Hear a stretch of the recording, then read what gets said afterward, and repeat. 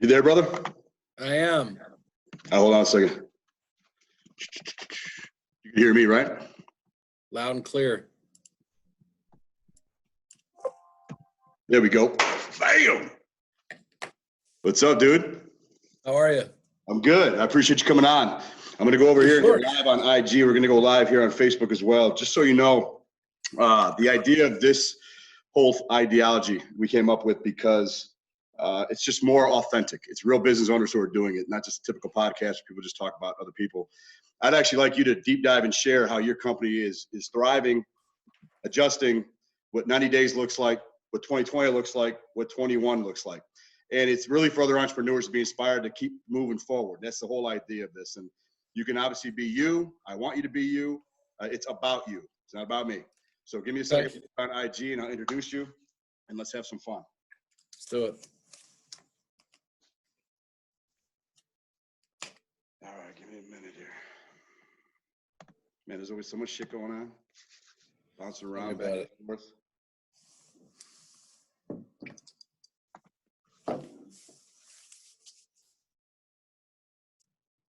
All right, it's uploading to Facebook real quick.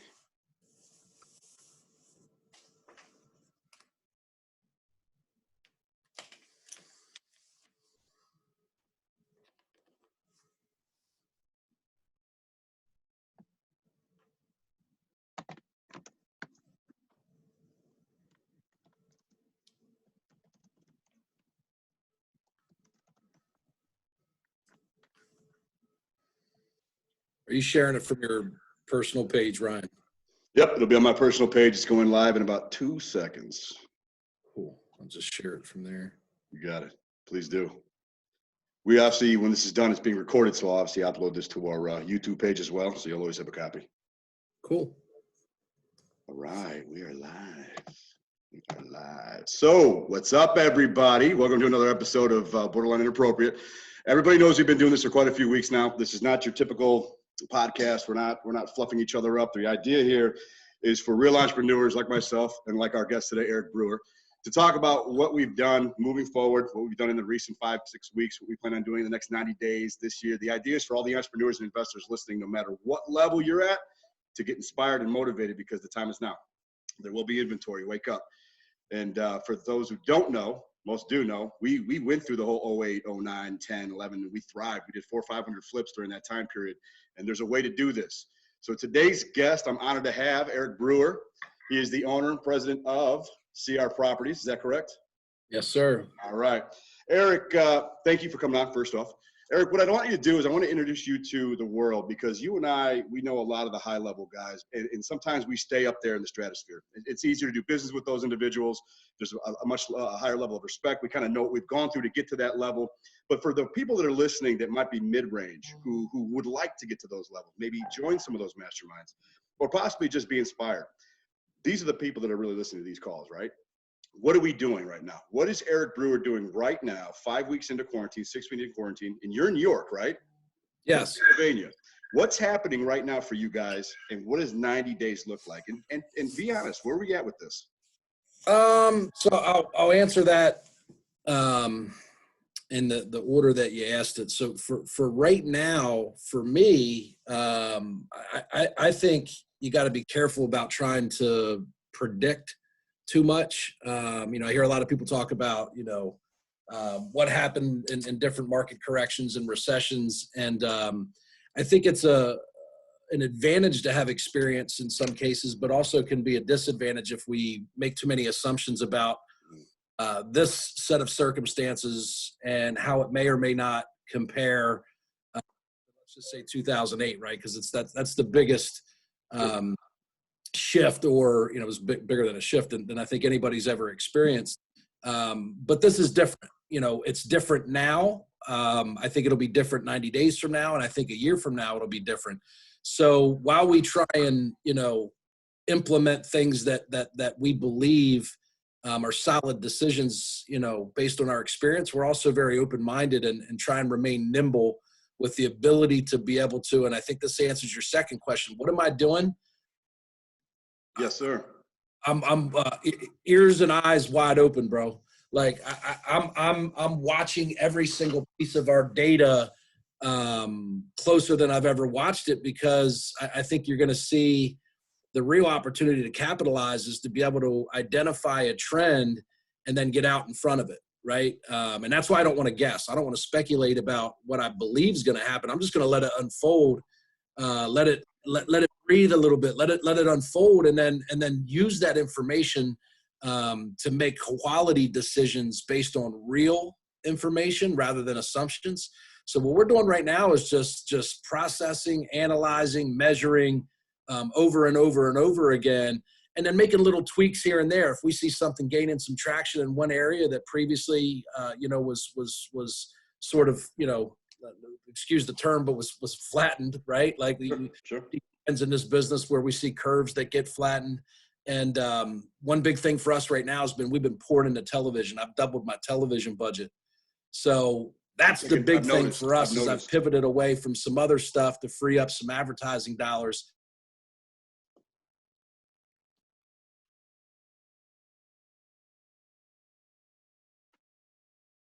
You went a little quiet on me there, Eric. A little quiet. You there? I can see you now. I see your mouth moving. All right. How about now? There we go. I got you now. The reality is we're going to have some Zoom issues. The whole world's on Zoom, so it's not a shocker. But I got the gist of what you're saying. I got the gist of what you're saying, and I also got the gist of the idea that now you're doing some more heavy marketing on TV. I've seen some of your production. I've seen some of those marketing materials. I've seen the content. The content is excellent. I love it because that's exactly what we've always done. Is we're heavy on content. We're heavy on guerrilla marketing, and we always have been, and we always will be. And in my opinion, now is the time to go even harder on that marketing. Especially if you have the means to do that, because others won't. And at the end of the day, the reality is business is mental warfare, right? This has got to be strong regardless. If this is weak right now, you're never going to survive anything, right? So right now is where you dig deep. It's been said, it's cliche, but the reality is very few are actually doing that. A lot of people are saying it, few people are doing it. So I like the idea that you're tracking KPIs. I imagine when you said data, you mean KPIs, correct? Yeah. You're tracking those key performance indicators. What are you seeing right now in just the last month from maybe January? How big of a difference are you seeing, maybe in a negative way? Higher lead count, lower conversion. A lot of people are considering selling, weighing their options, but trying to wait and see how this unfolds. I mean, I think a lot of people right now, whether they're off work or they lost hours or whatever the case might be, the first 30 days is different than the second 30 days, right? There's a deeper cut that happens that second and third month, whether you're a business owner or just a private citizen trying to make ends meet. Sure. So we've had a spike in lead count. Now our deal flow has increased, but the conversions are down, which that's the constant battle that you fight with any marketing and any KPIs is you got to see them through. There's lead indicators and lag indicators. And then a bunch of stuff in between. We're watching every piece of that data because if I just looked at my conversion rates and said they're down, I may pivot away from television, but my overall lead count is up, my overall deal flow is up, and then my cost per transaction is still about the same because TV's cheap. If it's done, there's a bunch of people that bailed on television. We're doing well, making money. They had some disposable discretionary advertising dollars that they were putting in TV, and the first thing that people do is cut, and understandably so. There's some people that are going to make through this because they preserve, right, and they kind of tighten up, and that's a good approach for some people. It's never been my tendency. I would say I'm cautiously aggressive.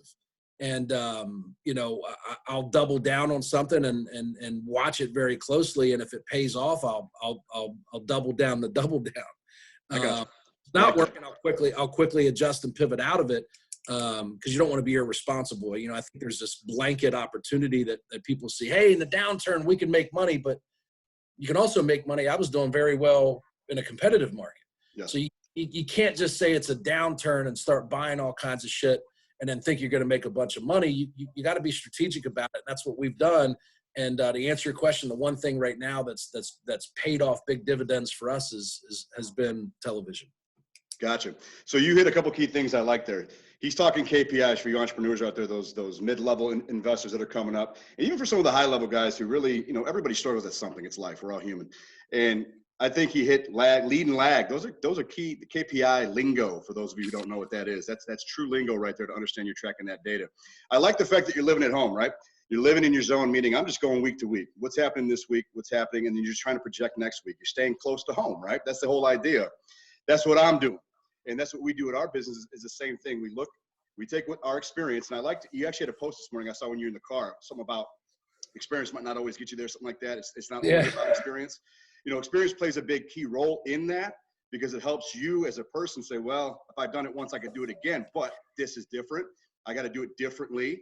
But another thing you touched on that I think is huge as an entrepreneur, because that's what I'm big on, is it's not just about real estate investing.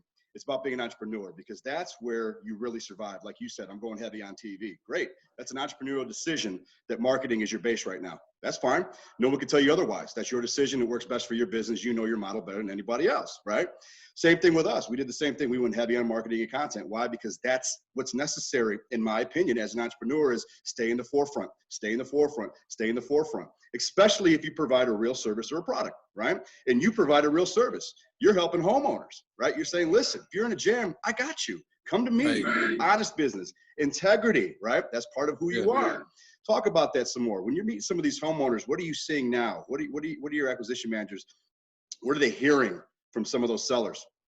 So I think for us, it's an interesting question. And I think the assumption was that this would pivot or shift a lot of people into a distressed sale. I'm not necessarily seeing that. I think our increase in lead flow and deal flow is because of the competition retracting where we've doubled down.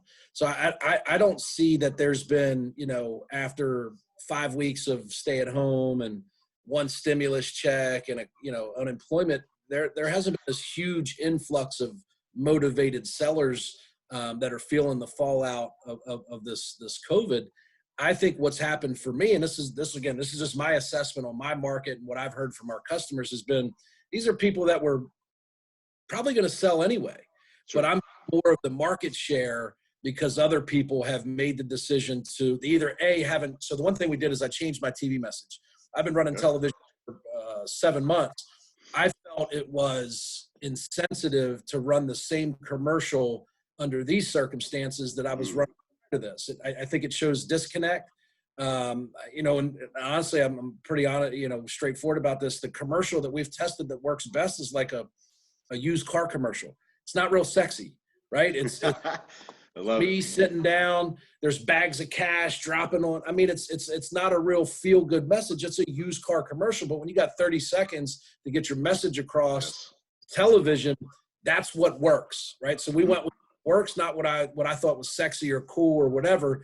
And we got to that by making a few mistakes. We're like, hey, we know TV works. We're getting all of these exposures. Why we're not translating the leads? And it took us modifying our commercial spot, I think 3 different times, and working with our TV provider that we work with that buys for us, a guy named Darren Dam and Doug Hopkins that run an incredible business out of Phoenix, one of the most competitive markets in the country, and also Los Angeles. They're in the LA and Phoenix markets. When you talk about walking amongst wolves, I mean, those guys are dancing with the devil out there. So, we did that. And then, what I realized was I didn't feel I can continue to run that same commercial.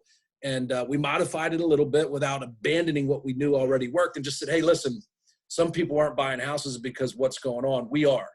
It's still cash. It's still as is. I've been around for 15 years. And that was it. We switched the message a little bit and got a tremendous response from it. And you have to assume, at least I do, that it worked, right? We don't know because I'm not comparing it to the old commercial. But what I do know is it didn't go backwards.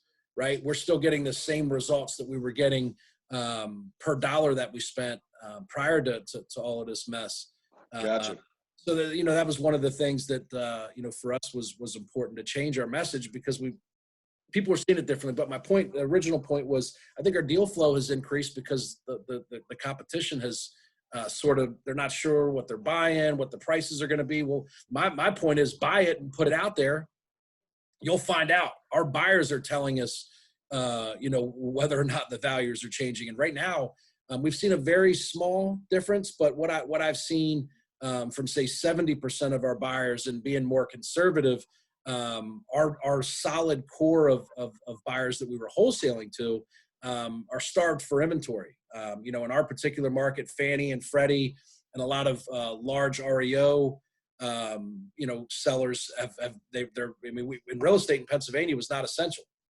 So you can't show a property. So you guys were for a period of time under quarantine fully. We still are through the 8th. Okay. To the 8th, May 8th, you said? May 8th? May 8th, yeah.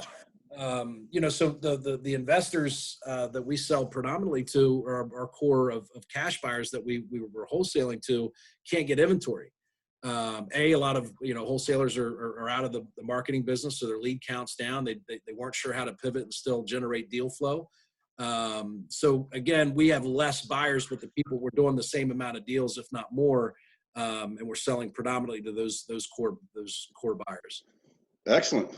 So my point is, if you're listening to this call, this is the idea of what it takes, because you hit something earlier as well. You essentially said that in a good or bad market, you're basically operating the same. You might adjust, but you're operating the same, right? Is that what you were saying earlier? And I agree with that. I have this conversation with a lot of people all the time. And I simply say, you know what? I'm not doing anything different that I didn't do last year and the year before, right? At the end of the day, I am what I am. We are what we are. We teach what we teach. We help, we consult on what we do. And we just adjust as the market adjusts, like anything else, right? Construction adjusts, real estate adjusts, that's part of the program. One of the big things I want to jump into another conversation here about competition, because competition is very key. You've mentioned that you've seen your competition retract. It's going to happen. I've seen my competition retract. That's going to happen. This is the time, in my opinion, when real leaders, real influencers, they come to the forefront. All right, they say, "Take my hand. I have an idea. It's not guaranteed, but I have a plan." And you're actually showing factual data. You're sharing KPIs. You're sharing a structure and a system that works, right? And you're putting faith back into those people who otherwise don't have faith in themselves. And ultimately, we're givers. You want to help people, but it is still competition. So with the individual companies that you're seeing in your market right now, it's kind of a two-pronged question, because there's going to be the gurus nationwide that are going bye-bye, thank God, get rid of them. And then you're going to have those local gurus that are, trying to compete with you maybe, and you've always known you're not going to survive, brother, because at the end of the day, I'm going to decimate you when it comes to business. Now, this isn't about consumers. It's not about the buyer. What I'm saying, or the seller, what I'm saying is business to business, like the warfare of business. What's your mentality when it comes to seeing individuals in your market selling a product that is bullshit? Something that is like they're not going to follow through on those promises. You can't make those guarantees, right? How do you react to that? And what is your play? Do you still say, no worries, let them destroy themselves? Or do you play with that and kind of come after them or piggyback off them like a McDonald's and a Burger King would do? I don't do anything. Okay. I don't let it, what I don't, and I'm not saying that, listen, there's multiple ways that someone can take those set of circumstances and leverage it. And, it may be a different approach than mine. It's hard not to respond to it, because when you see it, it's hard for me to not call foul. Sure. What I've realized is it steals my attention. And then I start making decisions based on how to respond to something that's, can I say bullshit? Something that's bullshit anyway. Borderline inappropriate, baby. You can say it. So I just went from borderline to over the line. So welcome. If it's bullshit, why am I responding to it anyway? Right? Like it's gonna, if it really is, it's gonna get exposed without me. And if I'm the one that sheds light on it, then there's always this. I think what I do is you potentially reduce the reality of people accepting it for really what it is. You almost validate it. Yeah, and I think the nature of it is people will assume that because you're in competition with that person, that maybe your decision is solely based on trying to have a negative impact on them. Because if they don't know you, then it might be the natural assumption to make. Where if you just let it unfold and be what it's going to be, I think it'll be taken at face value, and it'll mean more to people when they're able to arrive at that discovery on their own, rather than us forcing the issue. Understood. I respect that. You know, one of the things that I've done over the years is naturally you're going to have a lot of criticism, especially with us who are kind of bold, right? And we have that influence. You see our content. We're bold. We're in your face. It is what it is. That was intentional. That's what we did as a business. Anybody who's wants to learn how to brand, we can teach you a whole course on how to brand yourself, because there's a lot of strategy in being that guy, right? There's a lot of strategy in saying the things you say and tempting and marketing the way you do. And everything we do is strategic. I have a brand manager who positions us very, very well. And she always tells me, she goes, "You can't say that." And I said, "What do you mean I can't say that?" She's like, "You can't say that." I'm like, "Well, I'm going to say it. You position it." She's like, "No, Right. she's like, there's no positioning that. You can't say that." I'm like, "Come on." But that was my evolution. That was my personal growth, because I didn't have her years ago. I had me, and I had all of me. And it was accepted with some parties and it wasn't with others. And as you evolve as an entrepreneur, like I keep saying, you start realizing that, yes, competition is extremely healthy. I'm all for it, you know? And to this day, I love competition. Let's play. I live for that moment. That's when people really thrive, in my opinion. And for me, I thrive in that moment. If somebody says, "Hey, you can't do this," I'm like, "Watch me. Give me a day. Watch. I'll come up with a solution." But that's how this works. So with that said, I understand it and completely appreciate your position on that you don't want to give it any validation. We don't really validate anybody either. We really don't. We may have a slick marketing point out or cue in one of our videos, and that individual knows that it was for them. But as a whole, the industry doesn't know who it's about. And we try to keep it that way out of respect for everybody in the industry. Because if you think about it, there's not many of us in the industry that are, it's actually smaller than people realize. People know people. It doesn't matter. I mean, people know people in different cities and you're connected. It's like 6 degrees, man. And it's you got to be very careful with what you say and who you say it to. But at the same time, you've got to be you. With that said, your competition, I see you always posting about your son in basketball, which I absolutely love. I think that's a phenomenal thing as a father, because that helps you pivot outside of work and stress. And you're like, "Dude, this is my boy, and my boy's about to score again. And now he's in the paper, and now he's on the meet." No, that's awesome, because I'm a father as well. Does that position of going from right now, you're in the office working, grinding, and then boom, "Oh, my son's got a game at 6. How do you turn that off? How do you position that and go, "I'm going to shelve that issue for now. It's all about my son"? Because I think a lot of entrepreneurs right now are struggling with that. Not to mention the economy, but they're struggling to adapt, because you know how many guys are home more, women are home more than they ever have been before. And they're adapting to trying to working around the kids. They're trying to work around now the kids have homeschooling possibly. And you're just worried about making money, and you're worried about keeping your business alive, and you're worried about what's happening on the news. And I know I'm going all over with it. I don't want to confuse you, but the idea is with all that nonsense, because that's all it is. It's nonsense. How does Brewer stay focused on family? So let me, and maybe I might answer this differently what you intended. Go right ahead. What I pulled away from that, and maybe it'll be spot on. You tell me when I'm done. I think for me, and the video I think that you're talking about this morning is where I talked about experience versus growth and how they're two different things. And the one part about, and that was an excerpt that I pulled out today. I was listening to a book by John Maxwell. John Maxwell's the man. Experience in there. And he said, too many people think that 10 years of experience, right, equals 10 years of growth. And the difference is that some people without reflection have 10 years of time, right?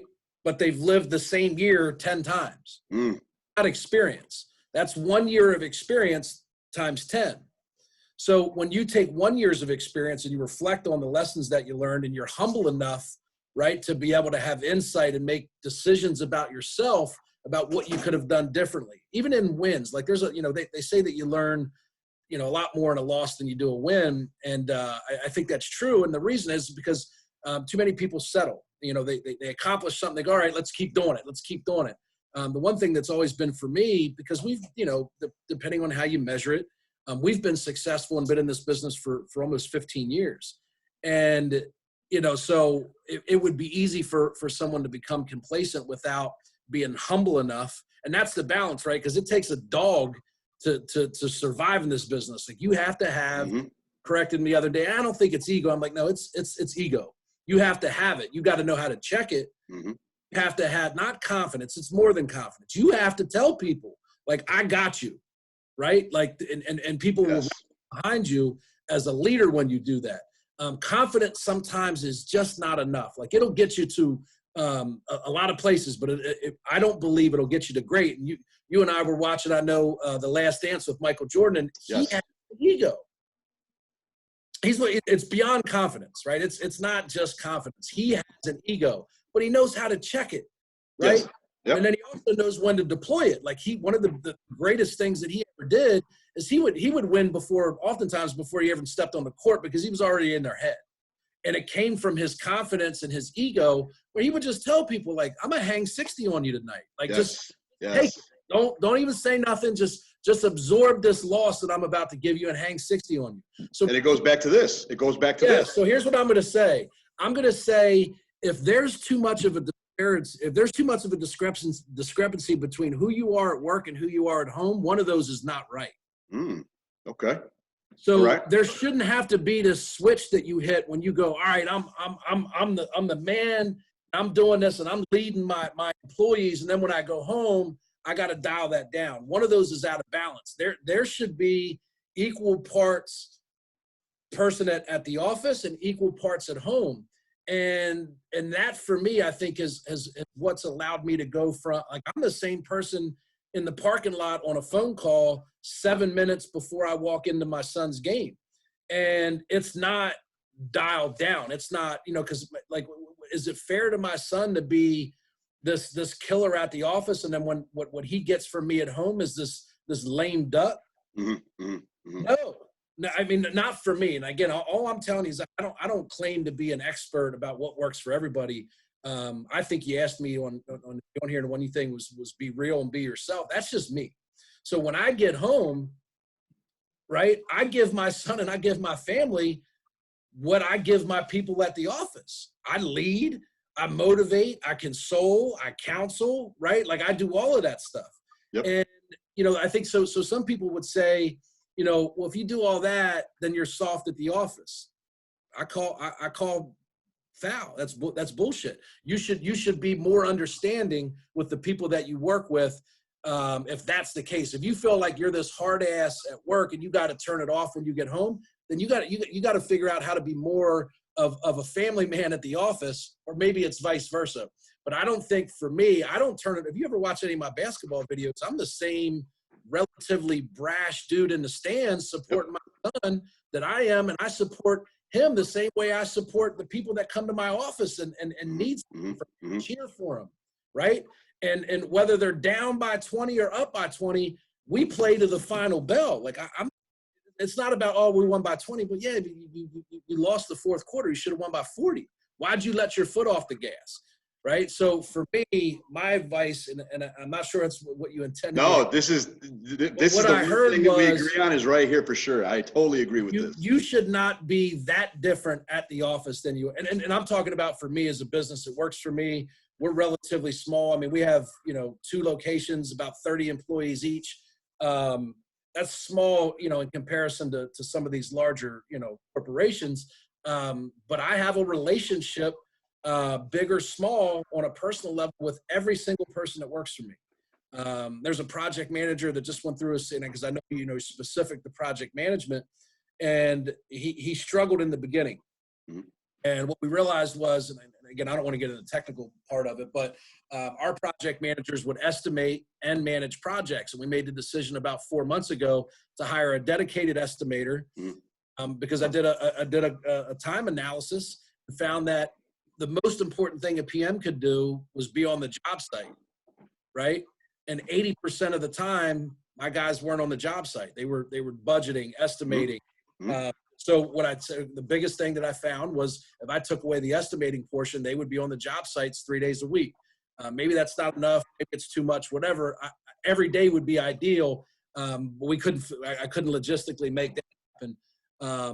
But no, I mean, you hit that on the head. Obviously, having an objective estimator helps. Yeah. So in the last 2 weeks, he used Builder's Trend, and again, 1,000 different things, Asana, Builder's Trend, whatever you want to use, application wise. But I think you need to have a centralized, place where everybody can communicate. Question. Information. So I've seen him for the last 2 weeks. It's like every day, right? He's logging into Builder's Trend. He's taking pictures. He's talking schedule. Are you behind? Are you ahead? How do we make up lost time? He's engaging in conversation with so I sent him a text message today And it was soft as shit. It was, hey, bro, like, I just want to let you know, I noticed what you're doing. You've come a long way in the last 2 weeks. I don't talk to my project managers on a daily basis, right? There's a leader for that department, and then your COO manages that aspect of it. But I know he knows I'm watching, or at least I want him to know. And too often, I think what we do is we interact with people where it's a problem. One of our core values, and one of the things that we do consistently, is celebrate success, no matter how small. So for me, it was about celebrating his success. And the response I got from him was phenomenal. He's like, man, you have no idea how much that means to me. I've been busting my ass. Like, I'm following your lead. I'm doing what you guys told me to do. And if he didn't get that encouragement, he might wonder whether or not he's having the impact that he's supposed to have, and whether or not he's measuring up, because no news is not always good news. So my point is that I'd share the text message with you, but that is how I would talk to my son. Right?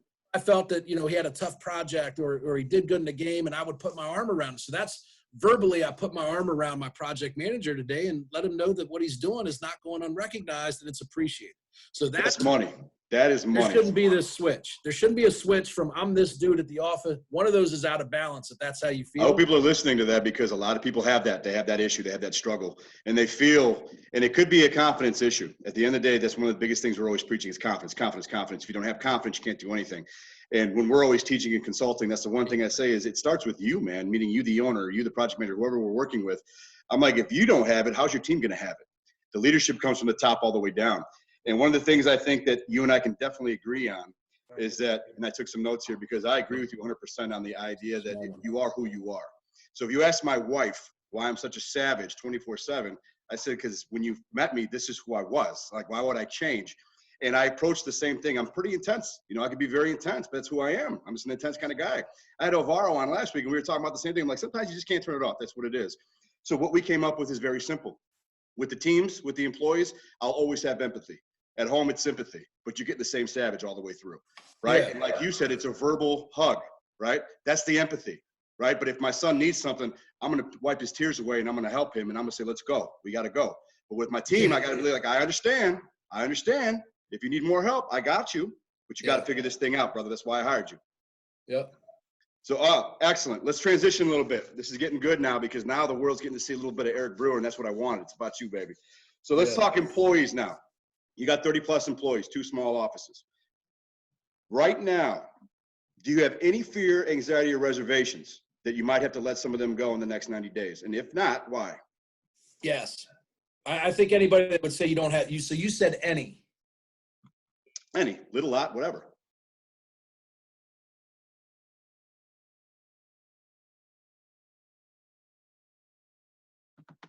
Stand by. Gotta love Zoom. Appreciate it, man. All right, start right over again, brother. It went out for a minute. Start over after the question. So you said any, any anxiety. Yeah.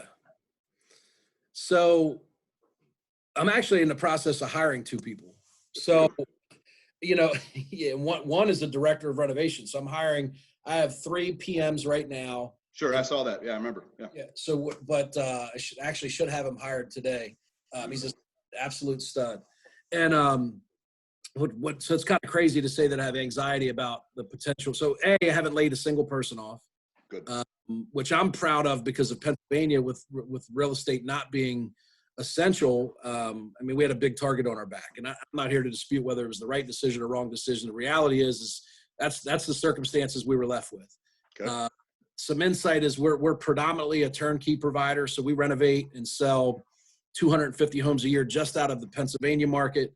And then we do about 125 to 150 wholesale deals.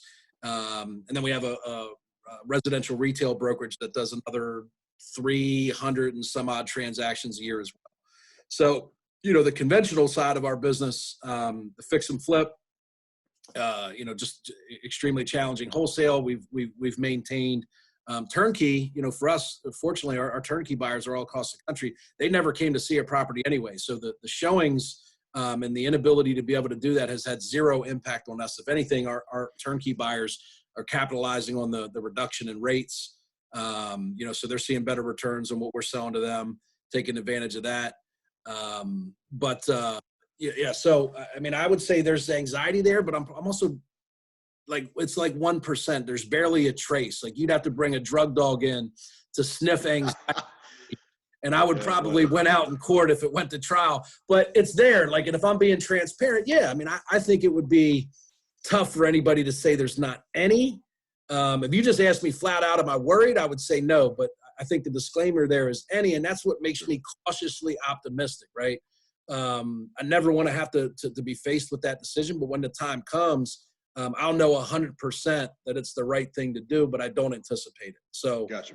I like to gamble a little bit. I'm a little bit of a wagerer. I would tell you, if I was going to bet, it would be that we will increase in size in the next 90 days, not decrease. There you go. See, that's what people want to hear. I think that's a testament, personally, to the way you set up your structure long before this. I just had this call with a guy that I'm friends with who's a business consultant, not in our area, just in general. And we were just talking consultant to consultant about things. And he's like, he hit it on the head the way I see it, and the way I say it is, for those guys now in the real estate investing game who are really facing some turmoil, at the end of the day, I hate to say, but guess whose fault it is? Yours.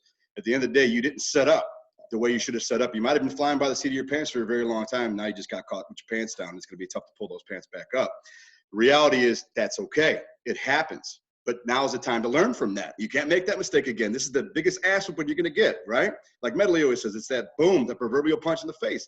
The reality is that's what's happening. People are getting knocked out, but learn those lessons, take those marks, put them on the wall, right? Put those notches, right? Because you're never going to make that mistake again.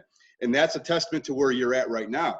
If you've been in the game 15 years, then you remember 10 years ago, right? You learned a lot of lessons then. And those lessons might be a little bit different than what you're doing now. But hey, that shit is in the back burner, and you think about it all the time saying, oh, I see this trending. I remember something like that. Or you might see this trending and go, I've never seen that before, right? But your structure and the model in which you've operated as an entrepreneur, as a business owner, is why you feel good right now, is why you're able to hire right now when everybody's running for the hills. And I think that's a big deal. And I think a lot of people should start listening to that. And that's why I wanted Eric on this call, because there are a lot of people right now that are out there and they are doing fine. There's not, like he said, we're not taking away from the anxiety aspect. We all have that. You'll always have that. If you don't have that, you're not human. But it's how you react and adapt to that anxiety. It's what you do with it. You mentioned Michael Jordan. Brother, I grew up in Chicago. I remember as a kid going to games. I can't think of anything greater in my life as a childhood than to live that era. I had newspapers. When he came back, it was just nuts. My room was just newspaper walls, man. And I lived, we played ball. Basketball was our thing. And to watch that was almost inspiring, because at the end of the day, that's a true mentality. That's a true savage, right? He operated with reckless abandon. He was going to win, and he wanted his team to win. And he was going to tell you one way or another if you're not pulling your weight. And I don't see anything wrong with that. I really, really don't. Your approach to it might be different than my approach to it, but the reality is you have to get a lot of team members on board or get them off. They're not there for you. Right now, I believe, to your point, and this goes back to the employees, right now, I wouldn't be surprised if you're looking at some of your employees. Hopefully you're not, but I wouldn't be surprised if you're looking at some of your employees going, I got to look at my weakest link just in case. Who's my weakest link, right? Scary to say, but it's a reality of most companies right now, anywhere in the country, that you're looking at your weakest link going, dude, please step up. I'm giving you every chance possible. But if I have to go lean, you're number one on the bucket. And that's a scary thing. And I think here's so I didn't intentionally, and anybody that tells you that they prepared for this, I think it could be a little misleading, right? Because nobody saw this coming. And any real person that we you talk about collective genius, and I was fortunate enough to be there 6 months ago and had this guy named John Burns that talked, and he's a consultant to the largest new home builders in the country, like by far, right? Like these three builders build 90% of all the new construction that's going down right now. And he tracks, all this different data, and they're making decisions about what they're building, what the price point is, where they're going to build it, all that good stuff, right? And they make decisions that sway, billions and billions of dollars every quarter.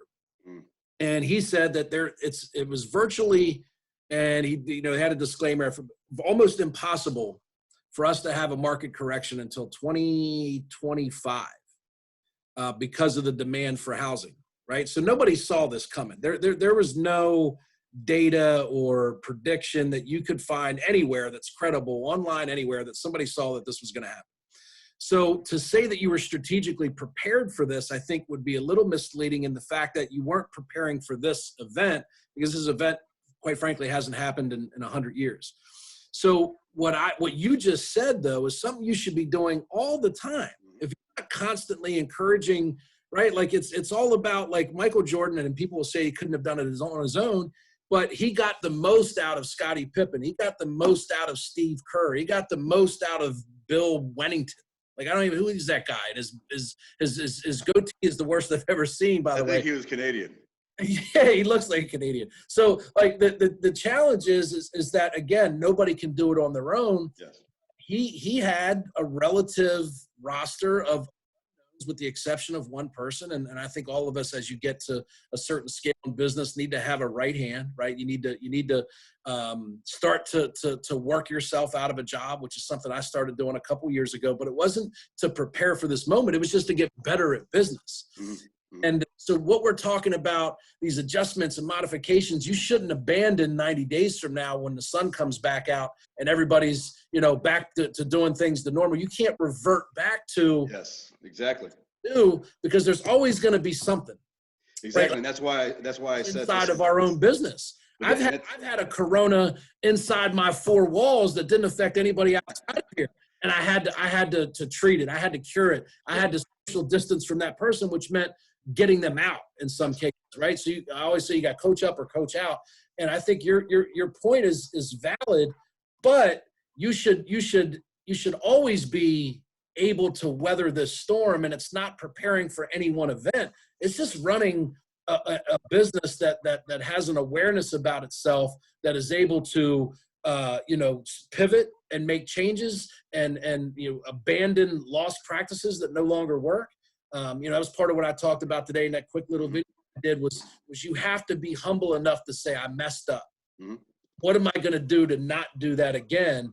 And that's what's prepared, I think, the people that are, surviving or thriving right now, is that they were just running a good business. And when you throw these different circumstances at it, we've had the ability to pivot. We went from buying in person to buying over the phone like that. Mm-hmm. We changed, but we didn't see the results right away. We had to, it was different. I'm in, South Central Pennsylvania. That's not South Central, this guy. LA. It's South Central PA. It is slow.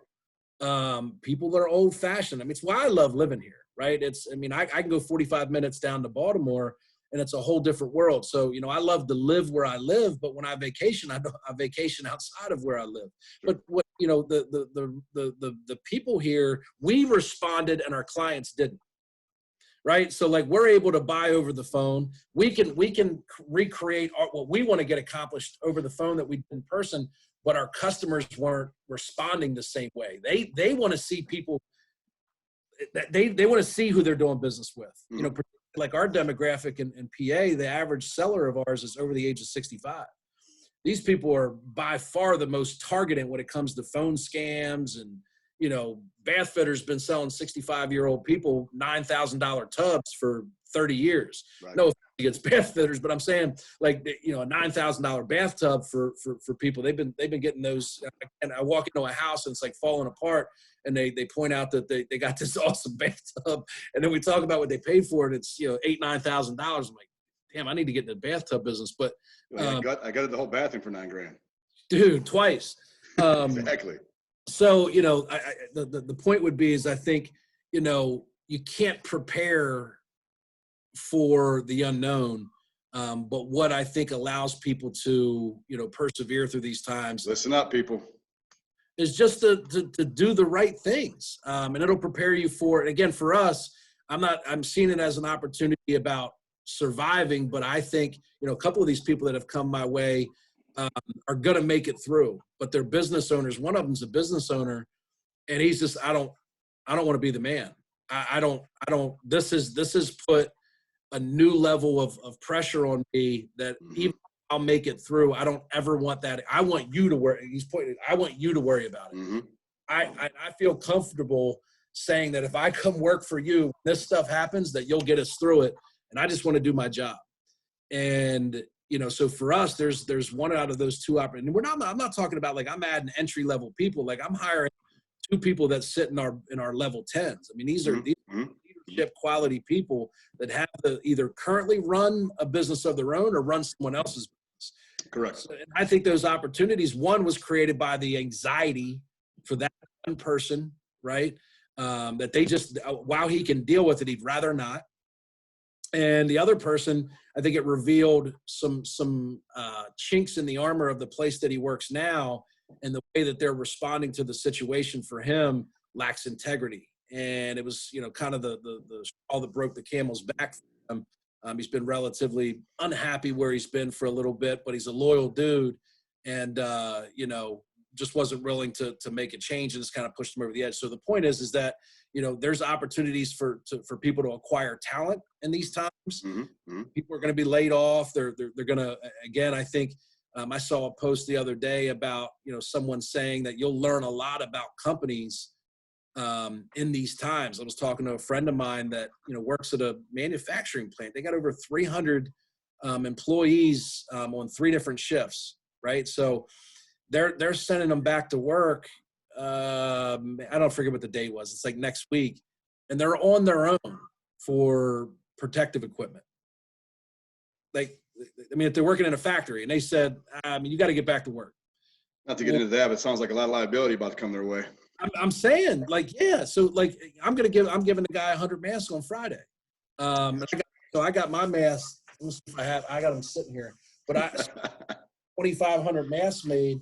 You know, for at least a period of time, people got to wear these, right? So I got 2,500 of them made, and I have them getting printed right now, right? So this is the cornball that comes out of me, but so I got the cloth ones, right? And then they're getting our company name printed on them. Yeah, exactly. So I'll have somewhere between 1,500 and 2,500 people walking around grocery stores, right? And all these other places with our company name, and we buy houses across here. That's correct. That's marketing 101, baby. If you think about it, the original point is, look at that thing, man. See?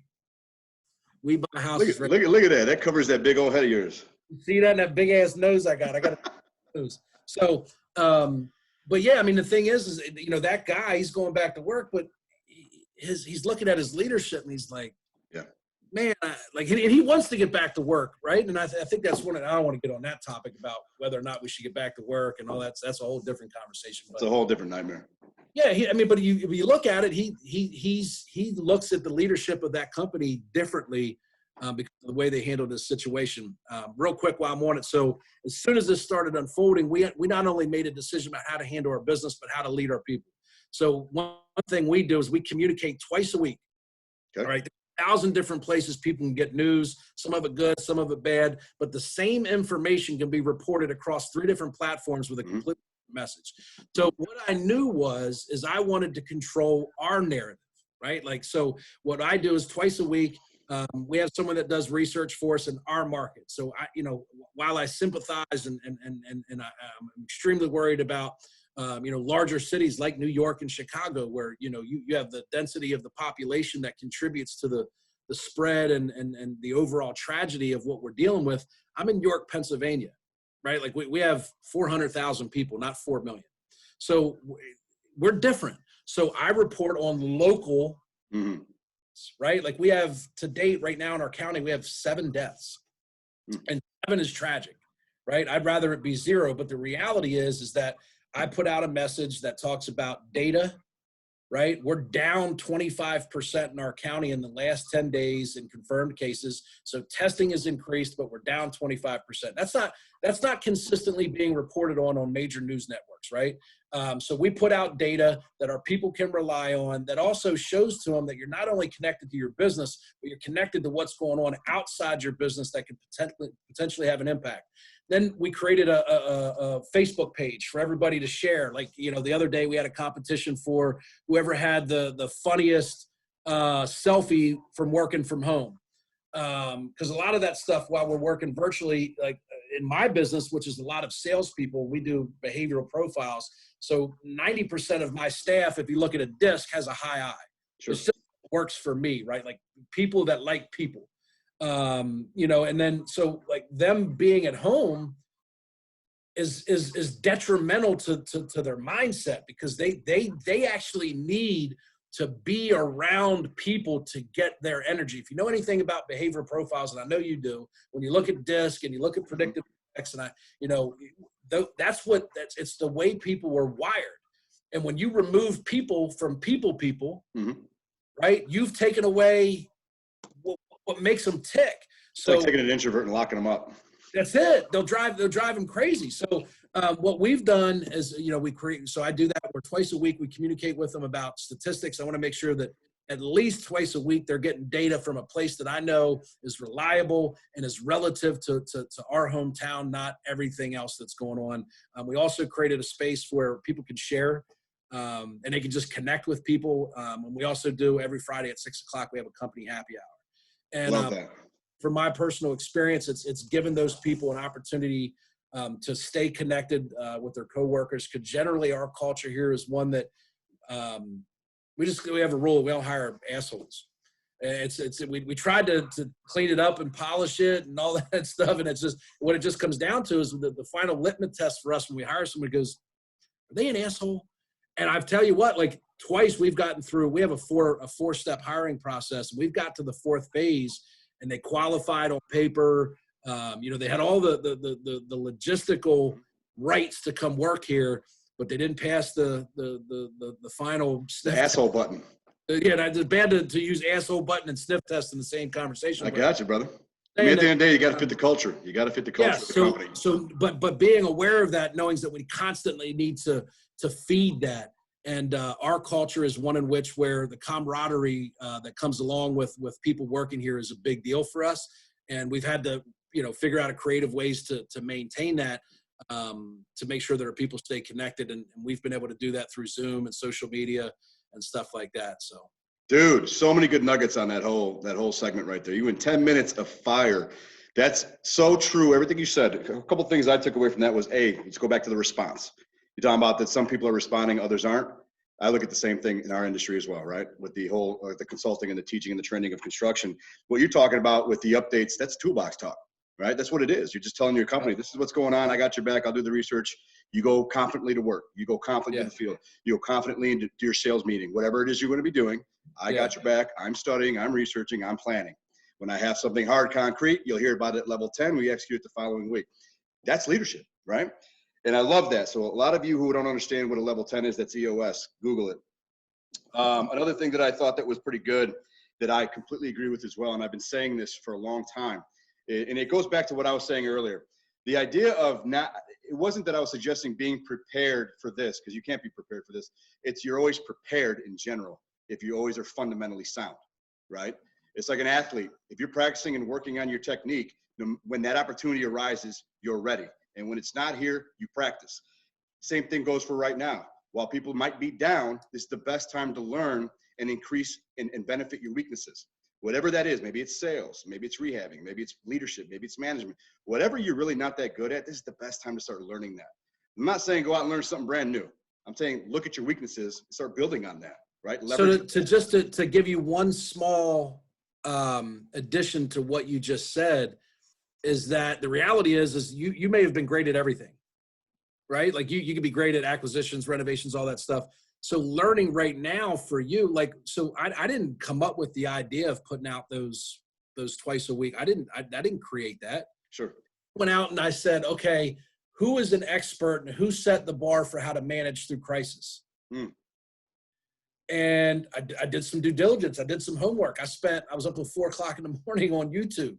And I found what I felt to be a good fit for me, for someone that was an expert who had wrote the book on how to manage through a crisis. And then I went and I pulled 2-3 things out of that that I thought were applicable in our business. And that's what I did. So for me, learning might mean like maybe you don't need to get better at acquisitions. Maybe you don't need to get better at renovations. But what we're faced with right now is a unique set of circumstances that there's effectively no precedent with.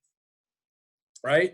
So But what you have to do is something, right? There's nothing worse than doing nothing, right? Because people are going to respond, whether it's to your inability to take action or whatever action you take.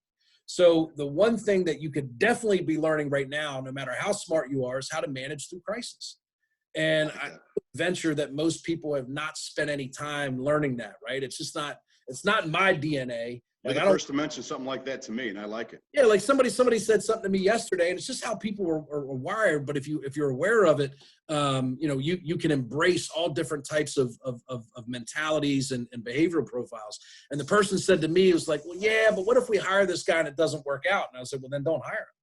If you're even thinking that the person might not work out, you're not the right person, right? You shouldn't be hiring them or hiring anybody for that matter, or they're not the right person. So, and that's just the way I work. Like I'm an optimist, and that works for me. And I have to hire around that, so I have to have data-driven people that will tell me, yeah, I know you're pretty optimistic about that, but here's what the data says. Sure.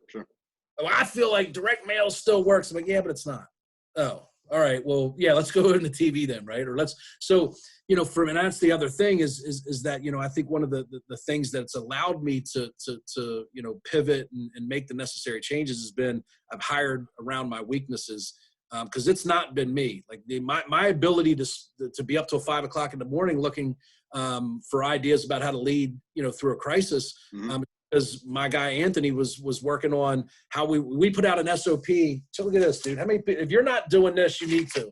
So we delivered an SOP to our acquisitions agents, a flow chart of how to transition back to in-person appointments. While we've experienced a fair amount of success buying over the phone, I told you our clients don't respond. I need to get back to in the kitchen, belly to belly sales sooner than later. Sure. It'll increase our deal flow and we'll be able to acquire at lower percentages. But I couldn't responsibly ask people to go back, my customers or my employees, to go back to in-person appointments when we know that there's a real, danger out there. Regardless of what you think, there's at least a little bit of it, right? Sure. So yeah, I need to put my customers at ease. So we're talking about it on the lead management, lead intake call. We're taking their proverbial temperature. How would you feel about an in-person appointment? Has anybody in the house been sick lately? Survey. It's the survey. Someone coming out. So I got hopped on the phone with Susan Harper at Sharper Business Solutions. Mm-hmm. And for 3 hours, her and Anthony, my COO, mapped out an SOP. I had guys in here yesterday. I spent like $3,000 on decals and stickers. You can't walk anywhere in my office without. Look at this. It's 30 of these all around the office, right? So, there's going to be a compliance obligation for businesses when you get permission to open back up. I don't know if you can tell by my facial expression about what my man, permission. This is the land of the free. I don't buy that. But I've voiced my opinion while playing by the rules. And the one thing we did is I spent like $3,000 on decals, reminders, stickers. I got 84-inch tall banners all throughout all the common areas here to say how to keep myself safe and how to stay, to keep others safe. I bought 2,500 masks I told you about. We got booties to go over people's shoes when they go into appointments. All of my maintenance guys on the property management side. It's extremely smart, man. You're making the right moves. Because at the end of the day, what you're trying to do is you're trying to lead, but you're also trying to minimize the risk. You're mitigating the risk of a liability issue where somebody says, oh, I got sick because of you. I came to work too early. Because at the end of the day, people are people, unfortunately. And because you have to come up with that is because people will do that. And fortunately, you're doing the right thing. Unfortunately, it has to be done. But at the end of the day, again, dude, you've hit so many good positive peaks here in this conversation. And I really hope that all the listeners, because usually we get about 1,000 to 2,000 viewers over 24 hours. And I think there's going to be so many people that are going to get so much value from you. And if they didn't know who Eric was, I sure hope the hell you know who he is now. Because there are a lot of things that you and I really, really agree on at the core of it. Our deliveries might be a little differently, but at the core of it, we agree on almost everything. Ultimately, we've been on for 55 minutes, bro. That thing was smooth and fast. That's probably the fastest 55 minutes I've ever had, with the exception of Billy, who just rapid fire, right? But the reality is, what's the last piece that Mr. Brewer can offer any entrepreneur right now who's doubting themselves? What is that one piece of advice? It doesn't have to be political. It doesn't have to be about Corona. What's that one piece about digging deep that you can give somebody right now who's thinking, damn, dude, I wish I could spend $3,000 on supplies? Oh man. So that's a fourth quarter. We're down. We got 30 seconds left. Ball's in our court. What are we doing? Learn. Educate yourself. Like everything that I'm doing, if I didn't have $3,000 to drop on decals, I'd have to learn how to make them myself for $30. Correct. You know, everything that I told you, and I try to be completely transparent about this. Everything that I'm telling you that I got from somebody else. I don't create or invent anything. I take things that I learn, I make them my own. I try them out. If it works, I continue. If it doesn't, I change or you know, delete or delegate is something Gary always says. You either delegate it or delete it, right? So when you think about like trends and how to lead and how to gain confidence, I would tell you specifically, if you're listening to this and you're worried, there is no cure for anxiety that I know of other than confidence, and confidence comes from learning. That's it, right? So whether you're an athlete and you're worried to take the final shot, if we're going to make an MJ LeBron, right, analogy, one guy would never hesitate to take the shot. The other dude might pass it. Now you decide who you think who is who in that scenario. Both you and I know who it is, but your willingness to take the shot in the fourth quarter with 3 seconds left comes from practice, and it comes from learning, right? And for an athlete perspective, learning happens through muscle memory and repetition. And you know, the one thing that you saw in the first 2 episodes is nobody outworked that dude. And it's one of the things that nobody, I don't think at the time, ever talked about. It's one of the big, and I don't mean to get off on sports analogies, but I do this all day. Kobe made work cool, right? Like it was like, man, you know, how many people, that's, you know, so that's what he was known for. It wasn't necessarily results. Before the results, everybody saw the work. And I think that was the one thing I actually learned about Mike, because you know, part of me thought, you know, he was gifted and he was a mentality. No, he worked his ass off. I mean, they said when he arrived at North Carolina, he was raw and blah, blah, blah, but he constantly was asking for feedback. He was talking to James Worthy, right? And he said to Worthy, he's like, the kid would always, he's asking me these questions, and then he would take it and he'd run with it, and he'd work with it. And then he'd become, you know, a master at doing something that 3 weeks earlier was completely foreign to him. So I would encourage you to learn. Listen to shows like this, listen to podcasts, look at Facebook. Man, we live in the information age, right? There is such a gluttony of information out there. You cannot bury your head in the sand unless you're going to go work for somebody like me or Ryan. By, you know, if that's the case, then you can email me at eric@crpropertygroup.com, and I will lead you to the promised land. We will lead you out of this. Yes. And because not everything's for everybody. You know, but if you want to get through it and you want to persevere and you want to be someone that can say in 2022 that, man, I remember, you know, the COVID back in March of 2020, man, you know, we talk about quotes. I just ordered one, and it's a reminder for me, and I'll post you and tag it when it comes, but it's a Mike quote. And he says, everybody's got a plan until you get punched in the mouth. Mike Tyson. And everybody just got punched in the mouth 6 weeks ago, right? Yep. So whatever plan you thought you had changed. It had to, right? It changed because everybody got punched in the mouth. So I would encourage you to learn, absorb as much information as you can, network. People like myself, like, you know, I've fielded 25, 30 phone calls from friends and associates that are in this business or a different business. I did probably 4 weeks ago where I just encouraged people I call 3 people every day, 3 new people every day. And I work through whatever you can, Rolodex on my phone. Sure. And I've done it alphabetically. And I just call and say, you'll get there. You'll be in there some point, right? But you're down. I might not see you till June.